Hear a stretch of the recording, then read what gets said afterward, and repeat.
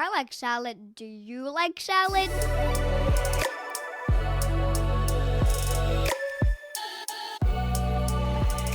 Hi, I'm Ho Shun Ho. I'm living in Vancouver, BC, Canada, unceded territory of Musqueam, Squamish, and Tsleil-Waututh nations. I'm an immigrant to Canada from China. Hey everyone, I'm Andrea, coming to you from Victoria, but more importantly known as unceded Akwesasne territory of the Lekwungen-speaking peoples, the Songhees and Esquimalt First Nations, and I am an immigrant from the United States of America. And you're listening to Canadian Salad. Canadian Salad.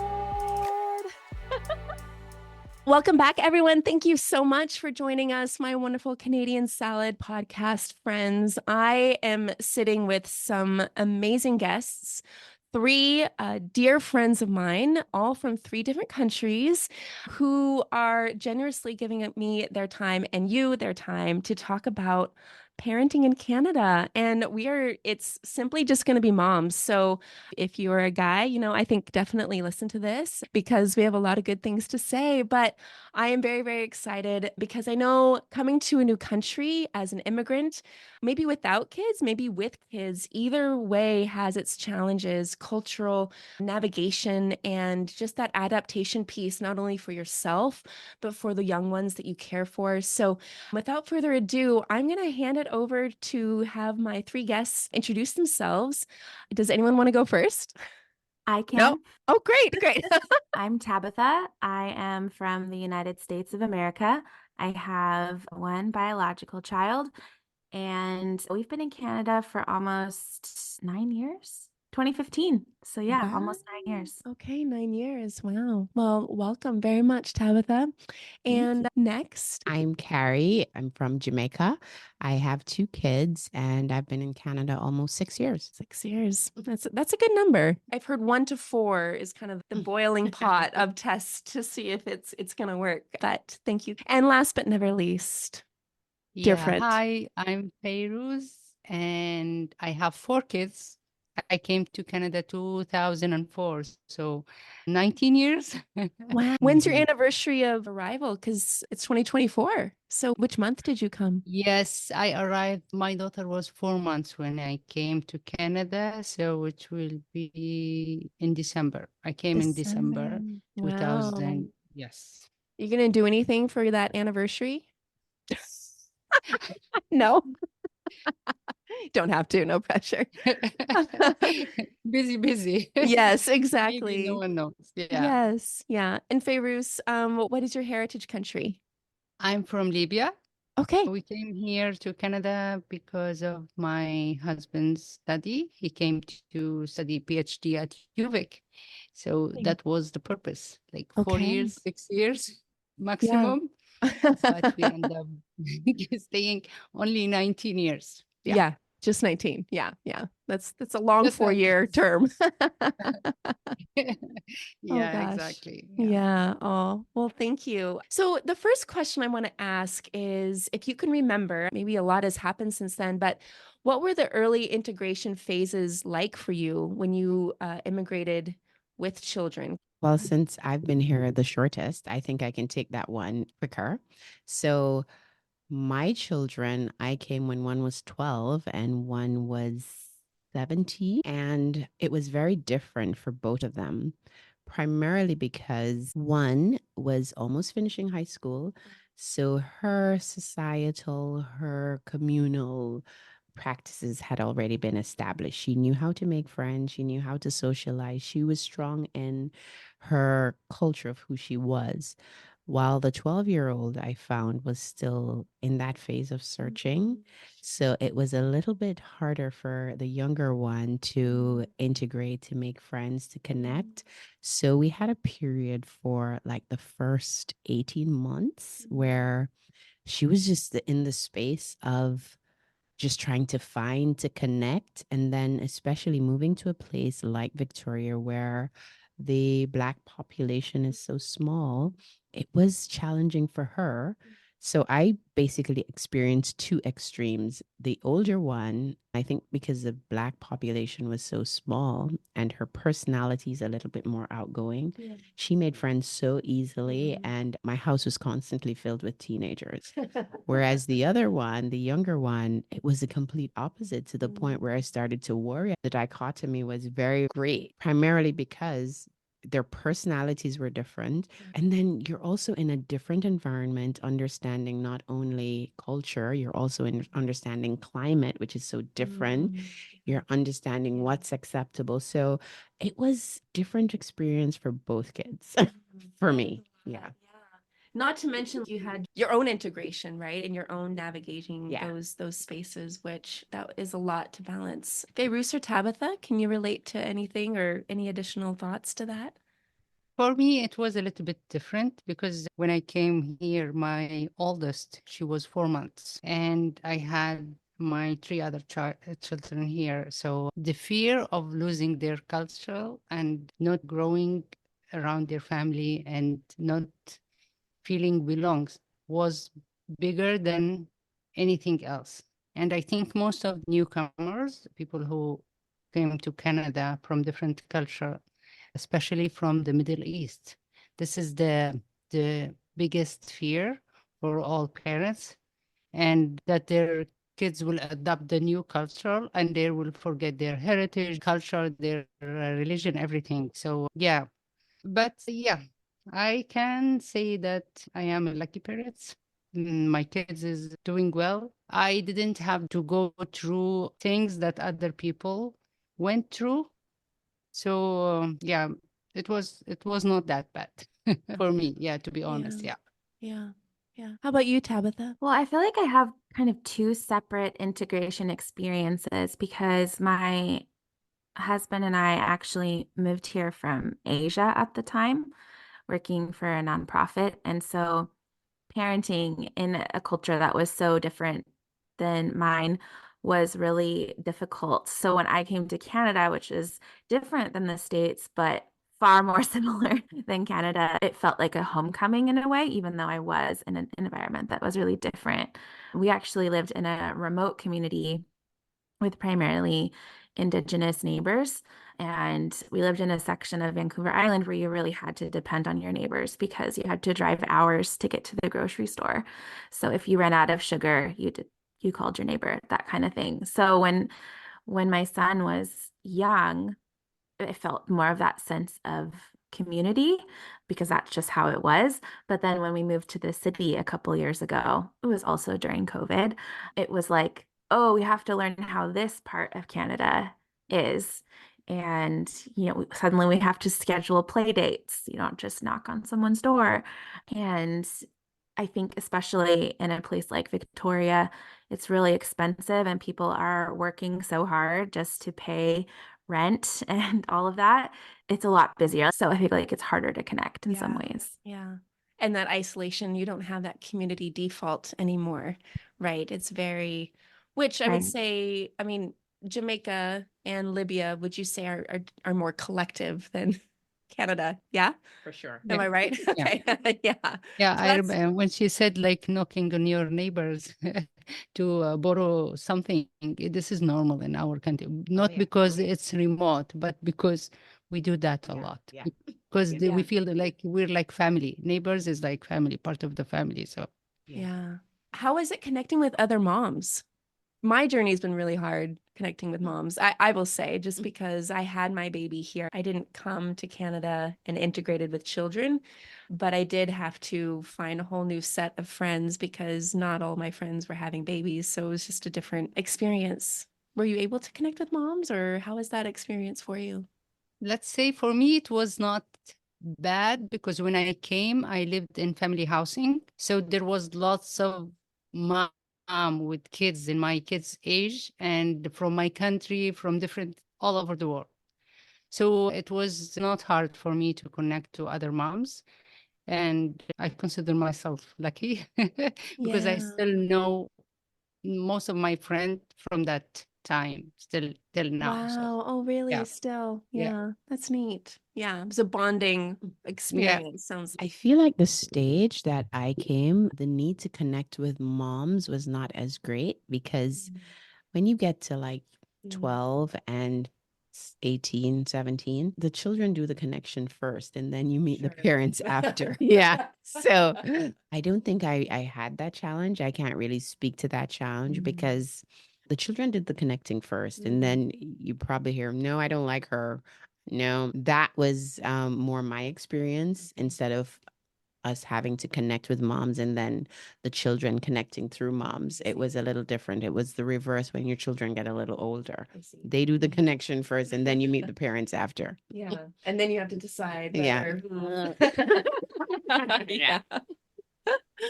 Tabitha? Yeah, I think it has been hard, but I don't know if that's like a particular part of Canadian culture or just like circumstances that I've been in. Like I said, we moved to the city where I would have access to meet more people, but it was during the time of COVID. So you weren't having play dates, that kind of thing. And now my son is 10. So Gotcha. yeah, I'd say it's been tough, but I can't really blame it on Canada. Yeah. Yeah. No, I hear you. Well, regarding parenting, I mean, were there any parenting practices that you found were quite shocking in Canada? I know I have a friend from Vietnam, and she was saying that she couldn't believe that the potty training age and for most Canadian families was about 3 to 3 years old. At least she said in her back at home, it was quite early within the first year. So yeah, I'm just wondering, were there any like what? Yeah, I'll give you the mics. Well, I can't speak to the potty training one. I will tell you in Jamaica, it's a lot earlier. If you, yeah, if you're, yeah, you're like, what's wrong with you? Why are you In diapers? You literally talk a full yeah. sentence. Yeah.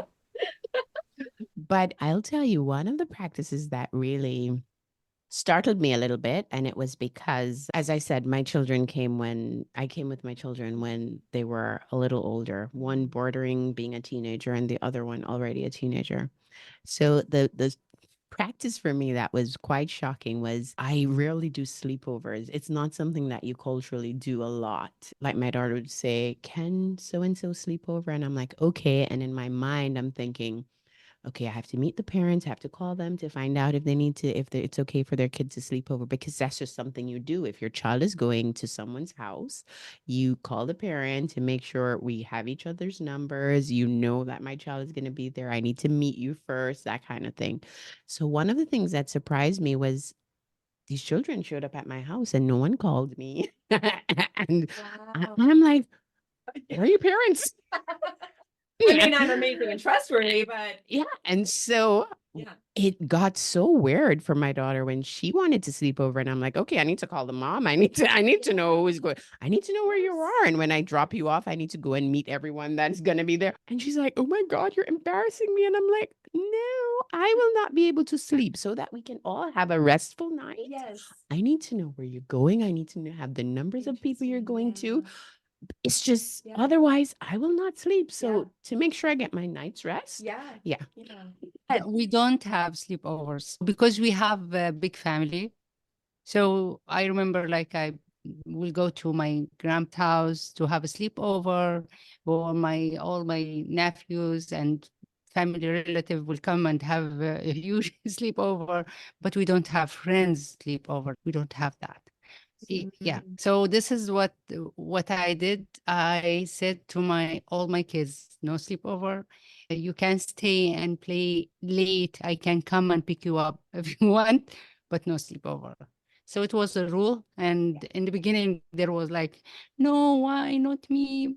But then That's feel that way. fascinating Yeah. because I feel like sleepovers were a big part of what kids did when I was growing up in the US. But as a parent, I'm far more protective than I think I've seen some others be. One thing I did notice that's not parenting related, but I feel like schools are more lax, not in a bad way, but Just like agreeing Yeah. here. like I Preach, go. remember school, it's like kids having homework like every day. Neither my son or other kids who've lived with me have ever come home with homework unless they were, high schoolers and they had a project to finish. Or we're planning a trip in a couple months. Our son will be out of school for a few weeks, and I thought it would be a really big deal. We'd have to like bring work with us, and they were like, "It's fine." So it's He knows it's everything. yeah, it just feels like it's less performance driven. Like the States is so competitive, like everyone wants to be the best at everything. And here I feel like they let kids play a lot more. And that's speaking about BC. Maybe it's different in other provinces, but Sure. Yeah. Fayrouz, Carice, can you echo the same thing? Well, I'm still struggling with this. Like, I've been here for 19 years and I'm still like, you don't have homework. No, you don't have any books. No, No. none. Yeah. I remember when I was back in my country at spring break, we will have like 2 weeks homework. Like we have to write and remember. Yeah. All the spring break will be like, yes, homework. Wow. And yes. Yeah. Yeah, no break. But so that's why I'm like, I can't figure out why. And I know it's the system and everything is here is different, but still like, yeah. Because the kids will struggle when they are like become on high school. Suddenly they started doing homework and everything, and they're used to not doing anything. I don't even know what else to say, but I agree wholeheartedly. And primarily because I had one child that went through high school in Jamaica. And then to transition from the primary school, or what you call middle school right here, to transition to high school, you have to take this placement exam in Jamaica, and it is rigorous. So the routine for my daughter at the time was she'd go to a full day of school and then go to extra lessons after school for like 4 hours. And then you wake up to go to school. You go home, do all the homework from school, and then extra lessons, go to bed, and then wake up and do it all over in the morning. And then on the weekend, you'd have Saturday classes just to make sure you got the grade to place you into the school that you want, because schools are ranked in Jamaica and not all schools are the same level. I think my daughter thinks she dodged a bullet. She's like, so when she's talking to her friends in Jamaica and they're like, okay, I have to go do homework, she's like, okay, I'm going to go play something on the PlayStation. Yeah. So if you don't have that in middle school and high school, it's a lot more challenging, especially when you hit university. Sure. So God help me when that one goes to university. Yeah, that's so interesting because that's a whole nother discussion later. But moving on to the next question, I think, Fayrouz, you alluded a bit to the fear of losing cultural traditions, practices, religion. I'm curious, what cultural traditions or values have you felt challenged here in Canada as a parent that you just really want to preserve, but you're always feel like maybe you're compromising, or maybe there are things you just are like, nope, I can't compromise in this? I feel like I'm always going first. Oh. So for me personally, I'm not sure if it's a cultural tradition or a value, but one of the things that I struggled with and I still struggle with is how informal children are with adults and their parents here. Yeah. So it's unheard of when you, like in Jamaica, that I see someone's mom and I say, hey, Jackie, or hey, Andrea. It's just not done. It's a sign of disrespect. Yeah. So when an 11-year-old is saying, hey, Carice, I'm like, you get called your name. I just get called Pippin's mom. Hi, Pippin's mom. So I remember my daughter came home like about 2 weeks when she'd just gone into school. And I said, tell me about your day. And she's like, well, Britt said something. I'm like, who is Britt? And she's like, my teacher. I'm like, you're calling your teacher Britt? You say Miss? That's amazing. So my daughter now tells her friend, do not call her Carice, call her mom or something, but she'll just go crazy if you say Carice. Because that's a part I still struggle with. Yeah, same in our culture as well. And yeah, I totally understand and I agree 100% with you. Yes, this is one of the things I try to teach my kids since they were little. It's hard because, they're more Canadian than me. But when it comes to older people, and I always want them to show respect, and something I can't change or compromise with is the religion. Some of the things that we can't change, or you have to live like being part of big family, being connected to your family. It's hard when you're far. Social media make it easier now, but not traveling that much make it harder. But working on that is challenging for me, and it depends on the child personality as well. Would you say you've had to compromise? And if so, what are some of the compromises you feel like you've had to make as a parent? I don't think so. I think it is hard to deal with your children, especially if you're scared of something that might happen if you're too strong with them or too soft. So starting early, you know what you want your kids to do, and starting teaching them that without being too strong or making them feel like you're pushing them to do something, it will be easier. I don't want them to be different from the other kids, and still I don't want them to adapt to new things that does not goes with my beliefs or my value or my culture. Or so it is hard position. Yeah. But I totally believe that if the mom or the parents started it early and know exactly what they want their kids to learn, it will be easier. That makes sense. It sounds like it's never just one thing. It's like constant little decisions Yeah. on like what you want to keep, what you want to protect, what do you want to let go of. Yeah. And that might look different for each kid depending on their personality or depending on their phase of life. So that does sound like a lot. Yeah. Yeah. Yeah. My perspective on compromises is a little different because I think not only do children evolve, but parents evolve as well, especially moving to a new country. And also with time, when you see the progress of one child, I think it also impacts how you parent the child that comes next or after that one.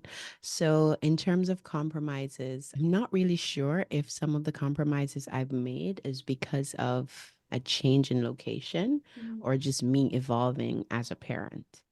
Are there any pieces of Canada that you've adopted into your life where you couldn't before in your country of origin?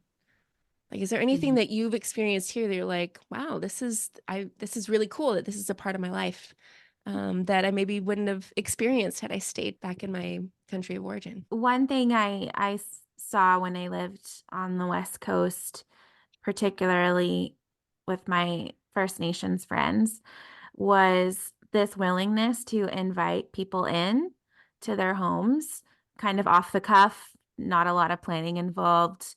Like the house wasn't set up perfect. Whereas when I was growing up and what I witnessed in other people's homes before I had kids but still lived in the States was like people invite you over and they clean their house like spick and span first. And you have a fancy or more elevated kind of meal and everything is planned. And it's kind of like you want to make your guests feel welcome by giving your best, but also there can sometimes be an element of putting on a show.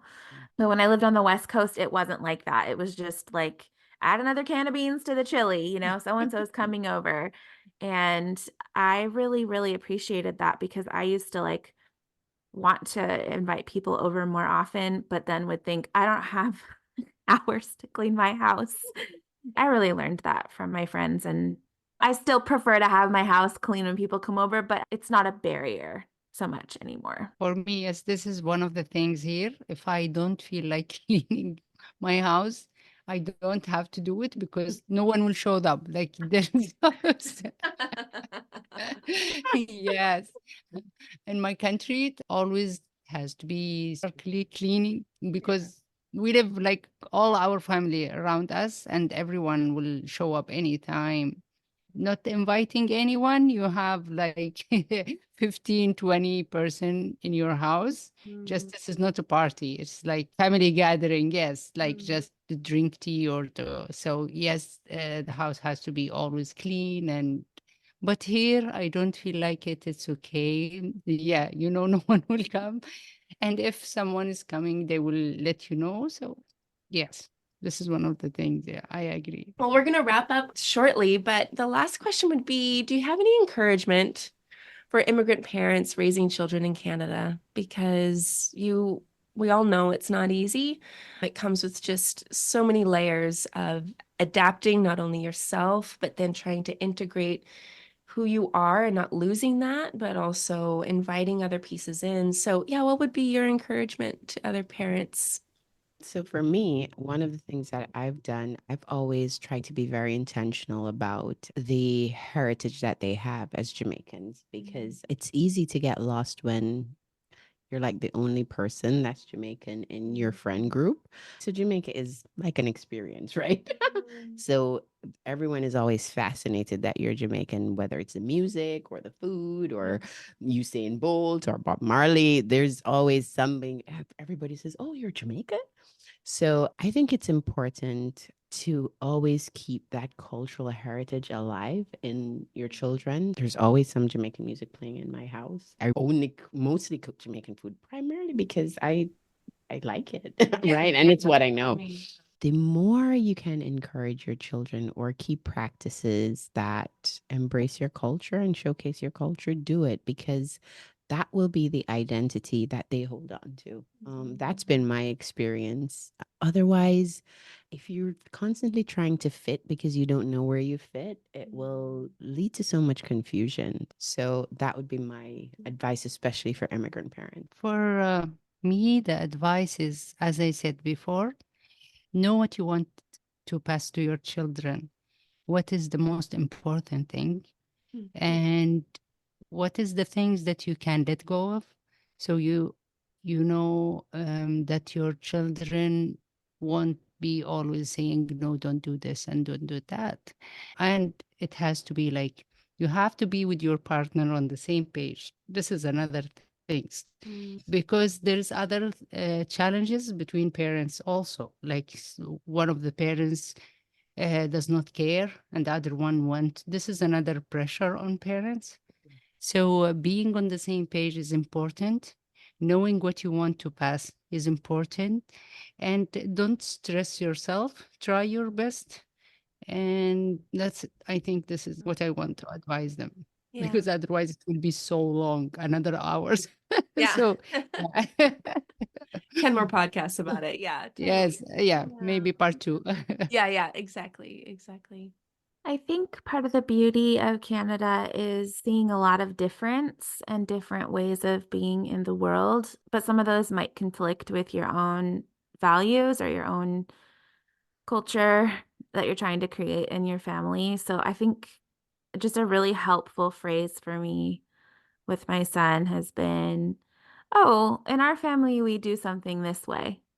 And it kind of takes the judgment out of it, because I want him to know that people might choose to do things a different way, and that doesn't make it bad or wrong, but that we still might have a boundary of how we do it in our family, and I might have reasons behind that.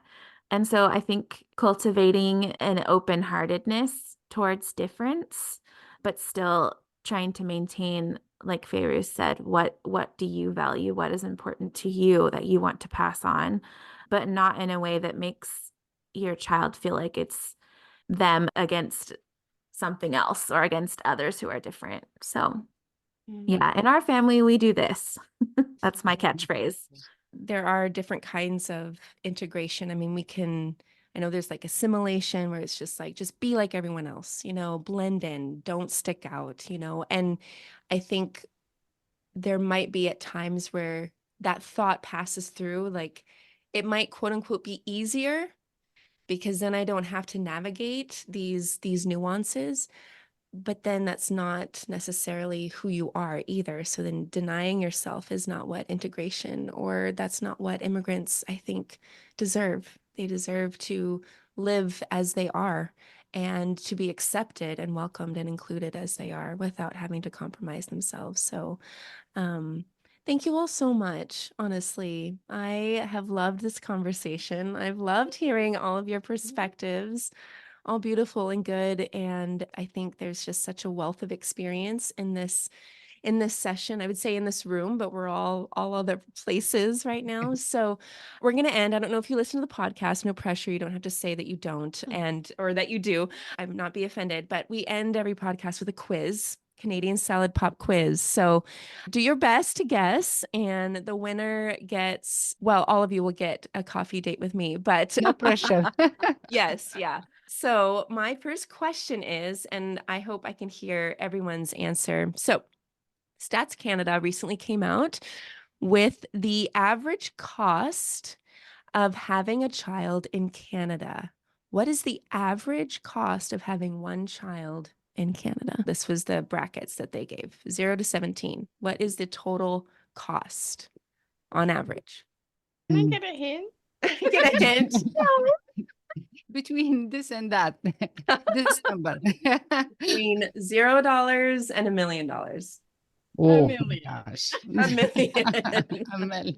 Okay, just to guess, I'd say 150,000. Okay, 250,000. Fayrouz? Oh my gosh. Yeah, maybe. A million. A million. A million. Tabitha? 300,000. Well, Tabitha's really close. It's $366,000 total. Oh my So God. on average, and that's for people with incomes between 100,000 and 170,000. But interestingly enough, lower income families, the average cost is still $300,000. So not too much of a difference. Yeah. So I'm the richest because I have 4 kids. Yeah. You're the richest. Yes. Well, you can buy my coffee next time. No, I'm just kidding. Okay. Okay, deal. Buy us dinner, Fayrouz. Okay. If you're wealthy. Yes. Okay. I spent it already. My kids is older. Oh no, oh no. Okay, I have one more question. This is a smaller number. So according also again to Stats Canada, the most recent data is in 2021. What is the average number of children that a woman has in Canada? 3. Okay, Fayrouz is 3. What's your guess? 2? 2. Okay, Tabitha? I'm thinking 3 as well, but I'll say 3.5. Just so we're able to. 3.5. What's 0.5 of a kid? Half a child. How do you get half of a Goes kid? up to the belly button or down the other. I've always heard this thing about 1.5. And I'm like, how do you have Stats, I half of know. a kid? Well, you're not going to like this stat because the average is 1.43 children. So Wow. one child and then a kneecap. Where are they? 1.43 kids. That's so strange. I feel like I'm in the minority having only one kid. Yeah, I know. Mhm. Yeah. But you're pretty average for 1.43 kid. Okay. Well, yeah, it costs $366,000. They can pay too, It's right? more than that, Keep right? it small. Yeah, we don't have a lot of money. Grateful. Unless you're Fayrouz. You have tons of money. No one won. Oh gosh. We lost. Yeah, we lost. Unfortunately. Well, yeah. Well, thank you all again so much. And everyone, please do give us a like and make a comment on our Instagram or share us with your friends. The more subscribers and likes that we get, the more people get to hear these experiences that these amazing people, amazing women, amazing friends in my life are having. And I think it's all encouraging to be a part of and to listen to. And stay tuned because next week we are going to talk about civic engagement, what our role is in politics, and how do we navigate politics and voting when maybe we're one foot in one country and still a big toe in the other. So stay tuned and look forward to talking to you next week. Have a great week. Thank you, everyone. Thank you. Bye. Bye. Bye. Canadian Salad is written and produced in British Columbia, Canada by Hoshin Ho and Andrea McCoy. Theme music is by Naver Avityaan from Pixabay.